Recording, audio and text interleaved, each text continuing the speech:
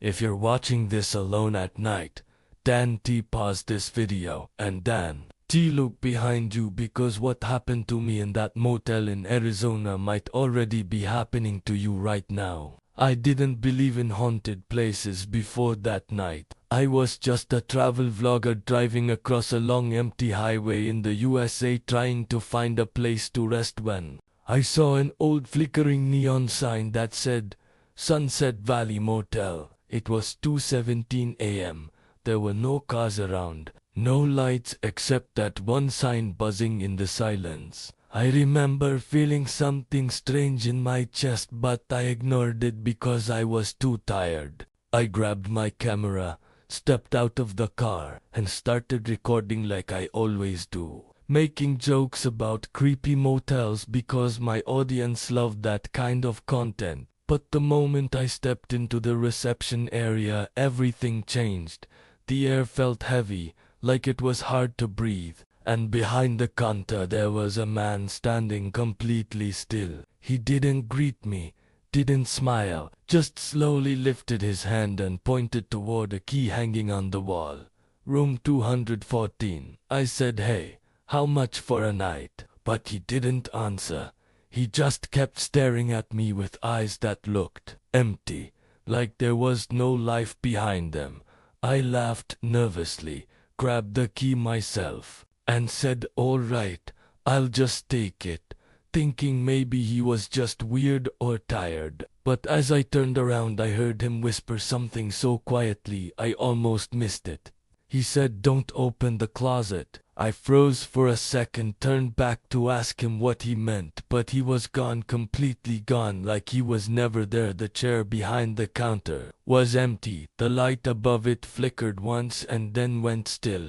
I told myself it was just my imagination and walked to my room. The hallway felt longer than it should have been. My footsteps echoed in a way that didn't sound right, like someone else was walking. Just a second after me, copying every step. I stopped, and the sound stopped.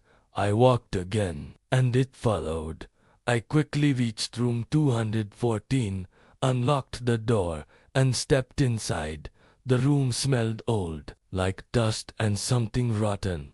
I turned on the light and saw a basic motel room, a bed, a table, a mirror, and a closet in the corner. The same closet I was told not to open. I laughed to calm myself down and said to the camera, "Of course there is a creepy closet. Every horror story has one." I placed the camera on the table and sat on the bed, trying to relax. But then I noticed something strange. The mirror on the wall, it wasn't reflecting the room properly. I stood up and moved closer. My reflection lagged for a split second, like it was delayed. I waved my hand and my reflection followed a moment later. My heart started beating faster. I stepped back and suddenly the closet door made a soft creaking sound. I turned instantly. It was slightly open now. I was sure it was closed before. I walked toward it slowly, telling myself it was just old wood, just air pressure, just anything but what my mind was thinking. I reached out and closed it firmly. Then I dragged a chair and placed it against the door. "There, problem solved," I said, trying to sound confident, but deep down I felt something watching me. I turned off the main light and lay down on the bed. Only the dim lamp was on. My eyes kept drifting toward the closet. Minutes passed, maybe 30, maybe more. I was about to fall asleep when I heard it, a soft knock from inside the closet. I sat up immediately, my throat dry. "Hello," I whispered. No response, just silence. Then another knock, louder this time. I grabbed my camera with shaking hands and pointed it at the closet. "Okay guys, if this is some kind of prank, it's not funny," I said, but my voice was cracking. The chair suddenly slid away from the closet on its own with a slow scraping sound. I froze, my entire body locked in fear. The closet door slowly creaked open by itself, inch by inch, revealing nothing but darkness inside. a darkness that felt deeper than it should be, like it wasn't just a closet, like it was something else entirely. I stood up without realizing, my feet moving on their own. I stepped closer, the camera still recording my breathing loud in my ears, and then I saw it. Something moved inside, something tall, unnaturally tall. It bent slightly as if trying to fit in the space, and then a face appeared, pale, stretched, with a wide unnatural smile and eyes that were completely black. I stumbled back, dropping the camera. "What the hell is that?" I shouted, but it didn't move.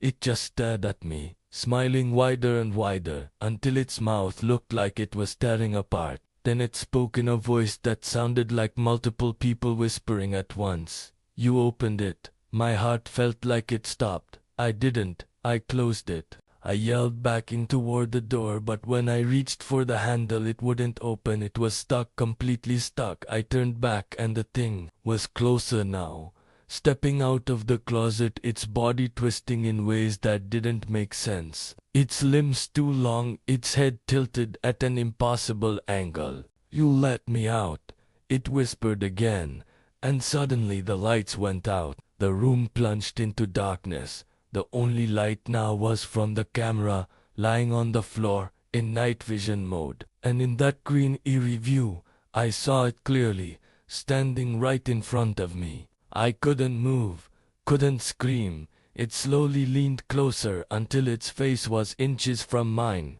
and then everything went black. The next morning the police found the room empty, the door still locked from the inside. No signs of struggle, no blood, nothing except my camera on the floor still recording. And when they checked the footage, the last thing it showed was me standing there frozen. And then slowly, smiling, the same unnatural wide smile, as I turned my head toward the camera and whispered, "Someone else is here now." And after that video was uploaded to my channel automatically, people started noticing something strange.